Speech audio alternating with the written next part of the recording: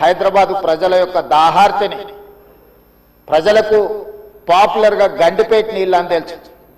హైదరాబాద్కి ఎవరైనా వచ్చి కొంచెం హుషారైతే గండిపేట నీళ్ళు పడ్డట్టున్నాయని అంటుంటారు మనోళ్ళు పెద్దలు. అంటే గండిపేట నీళ్ళలో వికారాబాద్ నుంచి వచ్చే నీళ్ళల్లో ఒక గొప్ప మహత్వం ఉంది. వికారాబాద్ అడవి ఏదో పిచ్చి మొక్కలతో మొలిచిన అడవి కాదు అధ్యక్ష, వనమూలికలతో కూడుకున్న అడవి. వఖారాబాద్ కా హవా లాఖోం కా దవా, అంతేనా అధ్యక్ష? లాఖో మరీదోం కా దవా. టీబీ వచ్చిన వాళ్ళని తీసుకెళ్లి వికారాబాదులో వదిలేస్తే అక్కడ 3 నెలలు ఉంటే నేచరే వాళ్ళని క్యూర్ చేసే విధంగా. అంటే నిజాం వికారాబాద్ అడవులను పిచ్చి మొక్కలతో కాకుండా వనమూలికలతో కూడుకున్న చెట్లను నాటి వాటిని పెంచడం వల్ల వికారాబాదులో టెంపరేచర్స్ తక్కువ ఉంటాయి అధ్యక్ష. హైదరాబాదులో ఈ చుట్టుముట్టుతుండే టెంపరేచర్ కంటే 2-3 డిగ్రీలు వికారాబాద్ అనంతగిరి కొండల్లో టెంపరేచర్ తక్కువ ఉంటుంది. అక్కడ గాలి, అక్కడి నీరు చాలా గొప్ప వనమూలికలతో కూడుకున్నది. ఆ నీళ్ళే గండిపేటకు వచ్చి ఆ గండిపేట నీళ్ళే హైదరాబాద్ నగరానికి ప్రజలకు తాగడానికి ఇవ్వడం ద్వారా మన ఆరోగ్యాన్ని కాపాడడం కాకుండా మనకు తెలివితేటలను కూడా మెరుగుపరచుకోవడానికి నిజాం సర్కార్ ఇవన్నీ ఏర్పాటు చేసింది అధ్యక్ష. కాలక్రమేణా స్వతంత్రం వచ్చింది, సాంకేతిక నైపుణ్యం పెరిగింది. సాంకేతిక నైపుణ్యంతో నగరాలు అభివృద్ధి చెంది జలవనరులను కాపాడుకోవాల్సిన మనము ఆ దిశగా ప్రయాణం చేయలే అధ్యక్ష.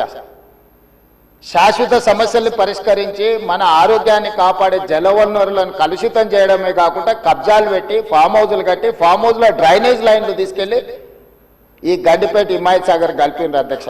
ఆగర్భ శ్రీమంతులు కట్టుకున్న ఫామ్ హౌజుల్లో ఉన్న డ్రైనేజ్ కనెక్షన్స్ తీసుకెళ్లి గండిపేటకు హిమాయత్ సాగర్కు కనెక్ట్ చేస్తే వాళ్ళ మీద ఉక్కుపాదం మోపి అన్నిటిని కూలగొట్టి లక్షలాది నగరంలో ప్రజలు తాగే నీళ్లను కలుషితం చేస్తే ఎవరిని క్షమించమని చెప్పి మా ప్రభుత్వం వచ్చిన తర్వాత కఠినమైన చర్యలు తీసుకున్నది అధ్యక్ష. దాని మీద ఎన్నో విమర్శలు వచ్చినాయి. జన్వాడలో ఫామ్ హౌజులు, మొయినాబాద్లో ఫామ్ హౌజులు కట్టుకున్న వాళ్ళు నా మీద దాడి చేసిరు. లక్షల కోట్ల రూపాయలు సోషల్ మీడియాలో ఖర్చులు పెట్టి బద్నాం చేసే ప్రయత్నం చేసిరు. అయినా మా సంకల్పం మంచిది, పేద ప్రజలకు మేలు జరగాలన్న ఆలోచనతో ఎన్ని విమర్శలు వచ్చినా వెనక్కి తగ్గకుండా 100% ఆ కార్యక్రమాన్ని ముందుకు తీసుకెళ్లే ప్రయత్నం చేసి, అదేవిధంగా మాకొచ్చిన అవకాశాలలో ప్రపంచంలో చాలా దేశాలు తిరిగినాం అధ్యక్ష. చాలా దేశాలను చూసినాం. అభివృద్ధి చెందిన ప్రతి దేశంలో ఒక నదీ పరివాహక ప్రాంతాన్ని అభివృద్ధి చేయడమే కాకుండా వ్యాపార కేంద్రాలుగా మార్చారు. ఈరోజు న్యూయార్క్, న్యూజెర్సీ మధ్యలో హడ్సన్ రివర్, లేకపోతే లండన్లో థేమ్ రివర్. నేనే మంత్రులనే కాకుండా మిత్రులు అక్బరుద్దీన్ ఓవైసీ గారితో కూడా కలిసి మేము లండన్లో ఆ ప్రాజెక్టును పరిశీలించడం జరిగింది. జపాన్లో చూడడం జరిగింది, సౌత్ కొరియాలో చూడడం జరిగింది. సింగపూర్ లాంటి నూతనంగా అభివృద్ధి చెందిన దేశాలను మనం పర్యటించడం జరిగింది. జర్మన్ లాంటి దేశాలు తమరు కూడా కౌన్సిల్ చైర్పర్సన్ సుఖేందర్ రెడ్డి గారు కూడా వెళ్ళి మీరు చూసి వచ్చి మీరు కూడా నాతోని మీ అనుభవాలను కొంత నాకు వివరించడం జరిగింది. అంటే ప్రపంచ స్థాయి గుర్తింపు పొందిన నగరాలలో నదీ పరివాహక ప్రాంతాలను కాపాడుకోవడమే కాకుండా ప్రక్షాళన చేయడమే కాకుండా వ్యాపార కేంద్రాలుగా మార్చి ఆ రాష్ట్రము, ఆ దేశం యొక్క ఆర్థిక వ్యవస్థను బలోపేతం చేసుకోవడానికి ప్రపంచ దేశాలు పోటీ పడుతున్నాయి. ఈరోజు గుజరాత్ అహ్మదాబాద్లో సబర్మతి రివర్ ఫ్రంట్ కట్టుకున్నారు. భారతీయ జనతా పార్టీ నాయకులు, ప్రజాప్రతినిధులు గొప్పగా చెప్పుకుంటుంటారు. నరేంద్ర మోడీ గారు, అమిత్ షా గారు గుజరాత్లో సబర్మతి రివర్ ఫ్రంట్ అద్భుతంగా కట్టిరని దాదాపుగా 60,000 ఫ్యామిలీలను అక్కడి నుంచి తరలించింది అధ్యక్ష.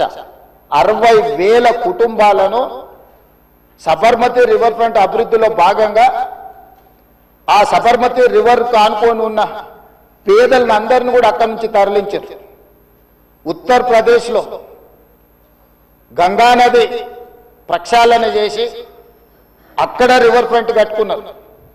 ఈ మధ్యకాలంలో ఢిల్లీ ఎన్నికల్లో బీజేపీ యమునా నదిని ప్రక్షాళన చేసి ప్రపంచ స్థాయి నదీ పరివాహక ప్రాంతాన్ని అభివృద్ధి చేస్తామని ఎన్నికల్లో భారతీయ జనతా పార్టీ నరేంద్ర మోడీ గారు చెప్పి ఢిల్లీ ఎన్నికల్లో గెలవడం జరిగింది. ఆ విషయాలను అన్నిటినీ భారతీయ జనతా పార్టీ అద్భుతంగా గొప్ప అభివృద్ధి నమూనాగా మాట్లాడుకొని ఎన్నికల్లో ఎజెండాగా మార్చి చెప్పుకున్నారు అధ్యక్ష. మేము తప్పు పట్టడం లేదు.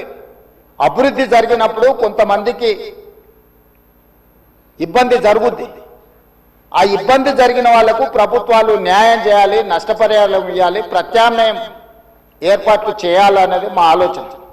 మేము యమునా నదిని వ్యతిరేకించలే, గంగా నదిని వ్యతిరేకించలే, సబర్మతి నది రివర్ ఫ్రంట్ను మేము వ్యతిరేకించలే అధ్యక్ష. కాంగ్రెస్ పార్టీ ఆయా రాష్ట్రాలల్లో అక్కడ నివాసం కోల్పోతున్న వాళ్లకు మెరుగైన వసతులు కల్పించండి అని మాత్రమే ప్రభుత్వాలకు సూచన చేసినాం అధ్యక్ష. ఈ రోజు ఈ నేపథ్యంలో ప్రపంచ దేశాల నుంచి మన దేశంలో ఉన్న వివిధ రాష్ట్రాలు, రాష్ట్ర ప్రభుత్వాలు చేపడుతున్న కార్యక్రమాల నుంచి కొంతైనా మనం నేర్చుకోవాల్సిన అవసరం ఉంది అధ్యక్ష. వాళ్ళందరికంటే ముందు నిజాం సర్కార్ మూసీ నది రివర్ ఫ్రంట్ను నిజాం కట్టిండి అధ్యక్ష. వీళ్ళందరూ మేల్కోకముందే మీరు పురాణపూల్ బ్రిడ్జ్ నుంచి మక్కా మసీదు నుంచి మీరు ఆ లైన్ అంతా చూడండి. గుల్జార్ హౌస్, మోజంజాయ్ మార్కెట్, మీరు గండిపేట, ఉస్మాన్ సాగర్, హిమాయత్ సాగర్ నుంచి మొదలు పెడితే పరివాహక ప్రాంతంలో ఎన్ని హెరిటేజ్ స్ట్రక్చర్స్ ఉన్నాయి. తారామతి, బారాదరి నుంచి మొదలు పెడితే ఆ నదీ పరివాహక ప్రాంతంలో దశాబ్దాల కిందే నిజాం ఒక నదీ పరివాహక ప్రాంతాన్ని వ్యాపార కేంద్రాలుగా తీర్చిదిద్ది ప్రపంచ దేశాలతోనే పోటీ పడే విధంగా ఆనాటి హైదరాబాద్ రాష్ట్రాన్ని అభివృద్ధి చేసింది అధ్యక్ష నిజాం. కాలక్రమేణా స్వతంత్రం వచ్చింది, ప్రజాస్వామిక పాలన వచ్చింది. కానీ నిజాం చేసిన అభివృద్ధిని మొత్తం కాలగర్భంలో కలిపేసేసి కనుమరుగు చేసేసి, పాలకులకు నిజాం మీద కోపం ఉంటే నాకు అభ్యంతరం లేదు. కానీ నిజాం కట్టిన కట్టడాలను, చారిత్రాత్మకమైన కట్టడాల నుంచి మొదలు పెడితే చేసిన అభివృద్ధిని మొత్తం కాలగర్భంలో కలిపి కలుషితం చేసి ఆక్రమించుకొని అన్యాయక్రాంతం అయిపోయి ఈరోజు నివసించడానికి యోగ్యం కాని ప్రాంతాలుగా తయారు చేసేసి ఇదొక భాగం. ఈ హైదరాబాద్ నగరంలో ఉన్న మురికి కాలువలన్నిటినీ, కాలనీలు మొత్తం పట్టణం యొక్క మురికినంతా మూసీ నది కలిపేసేసి చచ్చిన శవాల నుంచి పశువుల కలేబరాల వరకు ఆ మూసీ నదిలో కలిపేయడంతో రంగారెడ్డి జిల్లా, హైదరాబాద్ జిల్లా, చివరగా నల్గొండ జిల్లా ఈరోజు శిక్ష అనుభవిస్తున్నది నల్గొండ జిల్లా ప్రజల అధ్యక్ష. లక్షలాది మంది నల్గొండ జిల్లా ప్రజలు మూసీ నది పరివాహక ప్రాంతంలో చివరగా ఉండడం వల్ల రంగారెడ్డి జిల్లా, హైదరాబాదు జిల్లాలో నుంచి వచ్చిన మొత్తం మురికి కలుషితం, మనుషుల శవాల నుంచి పశువుల కలేబరాల వరకు ఫార్మా కంపెనీలు వెదజల్లుతున్న విష కాలుష్యం నుంచి మూసీలో కలపడం వల్ల కింద వాళ్ళు జీవించలేని పరిస్థితి ఉంది. నల్గొండ జిల్లాకు భగవంతుడే శిక్ష విధించిండు అధ్యక్ష. వాళ్ళ దురదృష్టం, దేవుడే వాళ్ళ మీద కక్ష కట్టిండు అన్నట్టుగా ఫ్లోరైడ్ ప్రాంతంగా ఆ ప్రాంత ప్రజలు, పేదవాళ్ళు కాళ్ళు వంకర, చేతులు వంకర, నడుము వంకర, పుట్టే పిల్లలు అష్ట వంకర్లతో పుడుతుంటే కన్న తల్లిదండ్రుల యొక్క దుఃఖం ఎలాంటిదో అర్థం చేసుకోండి అధ్యక్ష. ఇదే కాకుండా పిడుగులాంటి ప్రమాదం వాళ్లకు మూసీ నుంచి వచ్చింది అధ్యక్ష. మూసీ పరివాహక ప్రాంతంలో, ఆ ప్రాంతంలో మహిళలు గర్భం దాలిస్తే ఈ నీళ్లు తాగడం వల్ల, ఈ మూసీ పరివాహక ప్రాంతంలో పండించిన పంటలు, కూరగాయలు పంటలు తినడం వల్ల ఆడపిల్లలు గర్భం దాల్చలేని పరిస్థితి వచ్చిందని డాక్టర్లు రిపోర్ట్ ఇచ్చింది అధ్యక్ష. వరల్డ్ హెల్త్ ఆర్గనైజేషన్ మనుషులు నివాస యోగ్యము కాని ప్రాంతంగా నల్గొండ మారబోతుందని ఫ్లోరైడ్ విషయంలో చెప్పడం జరిగింది అధ్యక్ష. అదే కాకుండా ఈరోజు మూసీ కలుషితం వల్ల పరివాహక ప్రాంతంలో నేను భువనగిరి, ఆలేరు ఆ ప్రాంతం నేను ప్రత్యక్షంగా పర్యటనకు పోయించిన అధ్యక్ష. నేనే స్వయంగా పాదయాత్ర చేసిన అధ్యక్ష. అక్కడ ఆడపిల్లలు వచ్చి, అయ్యా మా పిల్లలకు పెళ్లిళ్ళు అయితే మా పిల్లల్ని ఇక్కడ ఉంచుతలేము, మేము పట్టణమో ఎక్కడన్నా పోయి బతకమంటున్నాం, వీడుంటే పిల్లలు పుట్టడం కష్టం, పుట్టే పిల్లలు కూడా అంగవైకల్యంతో పుట్టే పరిస్థితి వచ్చింది అని. నేను అడిగిన ఆడబిడ్డలను, ఎందుకమ్మా, ఏం తల్లి, ఏం కష్టం వచ్చిందని. ఒకప్పుడు మూసీలో నీళ్లు ముంచుకొని మేము తాగేటోళ్ళమయ్యా, ఈరోజు చూడు, నువ్వే చూస్తున్నావు కదా, మూసీ పక్కన నిలబడలేని పరిస్థితి, దుర్భరమైన కంపు, కలుషితమైన నీళ్లు, ఈ నీళ్ళు ఇక్కడనే కాదు, మా పంట పొలాలలో పారి మా పశువులు మా మేకలు ఈ నీళ్లు తాగి చచ్చిపోవడమే కాకుండా మేము పండించే కూరగాయలు పంటలు ఇవే తినడం వల్ల మేము జీవించలేని పరిస్థితి వచ్చింది. మీరు ఏమైనా చేయండి, మా నల్గొండకి ఏమి చేయకపోయినా పర్వాలేదు, ఈ మూసి ప్రక్షాళన చేయండి, కలుషితం నుంచి మమ్మల్ని కాపాడండి అని చెప్పి వేలాది మంది ఆ రోజు అక్కడికి వచ్చి విజ్ఞప్తి చేసింది అధ్యక్ష. ఇన్ని పరిస్థితులను చూసి ప్రపంచం అభివృద్ధి చెందుతున్న విధానాలను చూసిన తర్వాత మా ప్రభుత్వం స్పష్టమైన నిర్ణయం తీసుకున్నది అధ్యక్ష. ఎట్టి పరిస్థితుల మూసీ నది ప్రక్షాళన చెయ్యవలసిందే. సంవత్సరానికి 365 రోజులు మూసీ నదిలో నీళ్లు ప్రవహించాల్సిందే అని ప్రణాళికలు సిద్ధం చేయాలని చెప్పి అధికారులను పిలిస్తే, అధికారులు మన స్థాయిలోనే కాదు ప్రపంచ స్థాయిలో అనుభవం ఉన్న కన్సల్టెంట్స్ ఉంటే మనకి ఈజీ అవుద్ది, వాళ్ళు ఇచ్చే నివేదికలు అంచనాలు సూచనలు మనకు ఉపయోగపడతాయని చెప్పి గ్లోబల్ టెండర్ పిలిచిన అధ్యక్ష కన్సల్టెంట్ కోసం. అందులో జాయింట్ వెంచర్ కన్సార్షియం కింద మాన్హాట్ సింగపూర్ ప్రైవేట్ లిమిటెడ్, సింగపూర్కు సంబంధించిన సంస్థ, కుష్మన్ వేక్ఫీల్డ్ ప్రైవేట్ లిమిటెడ్, రియోస్ డిజైన్ స్టూడియో, ఒకరు ప్రాజెక్టులు డిజైన్లలో, రెండవరు ఫైనాన్షియల్ కన్సల్టెంట్స్, ఒక ఆర్థికంగా ఏ రకంగా బ్యాంకుల నుంచి రుణాలు పొందాలి, ఏ రకంగా వ్యాపార కేంద్రాలను అభివృద్ధి చేయాలి, మూడవరు నీళ్లను ఏ విధంగా ఉపయోగించాలో ఈ ముగ్గురు కన్సార్షియం కింద ఏర్పడి ఈరోజు మూసీ రివర్ డెవలప్మెంట్ ఫ్రంట్ నుంచి మనం టెండర్లు పిలిచి ఈ కన్సల్టెంట్ని మనం అపాయింట్ చేసుకోవడం జరిగింది అధ్యక్ష. ఈ 3 వ్యాపార సంస్థలు కలిసి జాయింట్ వెంచర్ కింద ఈరోజు మనం మూసీ నది ప్రక్షాళన, మూసీ నది పునరుద్ధరణకు కన్సల్టెంట్గా ఉండి ఈరోజు నివేదికలు తయారు చేస్తున్నారు అధ్యక్ష. వాళ్ళు ఇచ్చిన ప్రాథమిక అంచనాలు, ప్రాథమిక నివేదికలు, ఫస్ట్ ఫేజ్ ఉస్మాన్ సాగర్ నుంచి బాపు ఘాట్, హిమాయత్ సాగర్ నుంచి బాపు ఘాట్, ఈ 2 ఇక్కడికి వచ్చి కలిసి బాపు ఘాట్ దగ్గర గాంధీ సరోవర్ మనం నిర్మించదలుచుకున్నాం అధ్యక్ష.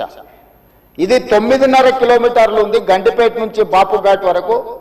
హిమాయత్ సాగర్ నుంచి బాపు ఘాట్ వరకు 11.5 కిలోమీటర్లు ఉంది అధ్యక్ష దాదాపుగా. ఈ 2 కలిస్తే ఒక వి షేప్ లో అభివృద్ధి జరుగుతుంది. ఇది 21 కిలోమీటర్లు. గండిపేట పైన వికారాబాద్కి ఇంకా ప్రణాళికలు సిద్ధమవుతున్నాయి అధ్యక్ష. వీటికి నీళ్ల కోసము గోదావరి జలాలను 20 టీఎంసీలను తరలించాలి. 20 టీఎంసీలు తీసుకొచ్చి 15 టీఎంసీలు హైదరాబాద్ నగర దాహార్తిని తీర్చాలి. 5 టీఎంసీలు గండిపేటలో వదిలి శాశ్వతంగా ఈ నీటి సమస్యను పరిష్కరించాలి అని చెప్పి రోజు ప్రణాళికలు సిద్ధం చేయడమే కాకుండా 7,000 కోట్ల రూపాయలతోని గోదావరి నదీ జలాలను ఈ రోజు తరలించుకొచ్చి మూసీ నది, ఈసీ నదిలో వదిలి ఈ రోజు 3 నదుల యొక్క సంగమం చేసి ఈ రోజు అభివృద్ధి కార్యక్రమాన్ని ముందుకు తీసుకెళ్లాలని పనులు ప్రారంభించిన అధ్యక్ష. నాకు తెలిసి గోదావరి నదీ జలాలు రాబోయే 2 సంవత్సరాల లోపలనే మనము గండిపేటకు నీళ్లు తరలించుకొని వస్తాం అధ్యక్ష. ఈ రోజు ఇప్పుడు ప్రాజెక్టు ప్రిపేర్ అయింది.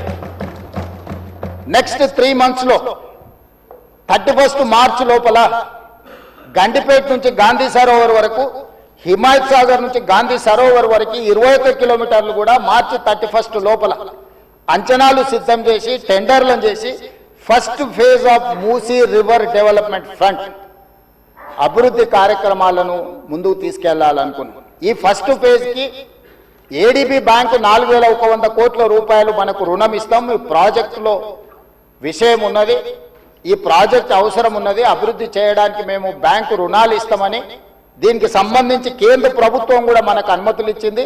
కేంద్ర ప్రభుత్వం అనుమతుల తర్వాత ఏడీబీ బ్యాంకు కూడా ముందుకు వచ్చింది.